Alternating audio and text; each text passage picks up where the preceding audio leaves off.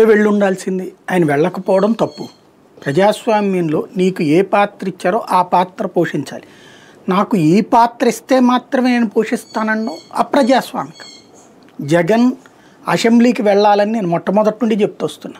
ఇవాల్టికి కూడా అతను వెళ్ళి తీరాలి. ప్రతిపక్ష హోదా ఇవ్వలేదు, దెన్ నీకు ప్రజలు ఇవ్వలేదు, పార్టీ ప్రభుత్వం కాదు ఇవ్వడం.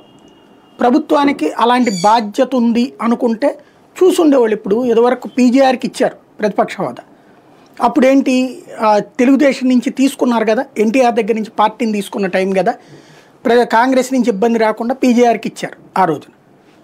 అట్లాగనేమి ఒరిజినల్ ప్రతిపక్ష నాయకుడికి ఉండే అన్ని అధికారాలు ఇవ్వాల, ప్రోటోకాల్ వరకు ఇచ్చేవాళ్ళు.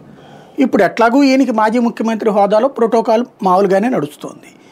మ్యాక్సిమం ఇంకేముంటుంది, నిన్ను రోడ్డు బయట ఆపారు అనుకో, నడుచుకుంటూ వెళ్ళు లోపలికి, అసెంబ్లీ లోపలికి, మిగతా ఎమ్మెల్యేలతో పాటు వెళ్ళు. నువ్వు కూడా చూస్తారు కదా జనం అప్పుడు నీకు ఇది న్యాయమా అది న్యాయమా. ఇంట్లో కూర్చుని ఉపన్యాసాలు చెప్తే లేదా టీవీల ముందు ఉపన్యాసాలు చెప్తే ప్రయోజనం ఏంటి? నీ ప్రెస్ మీట్లతో ప్రయోజనం ఏంటి?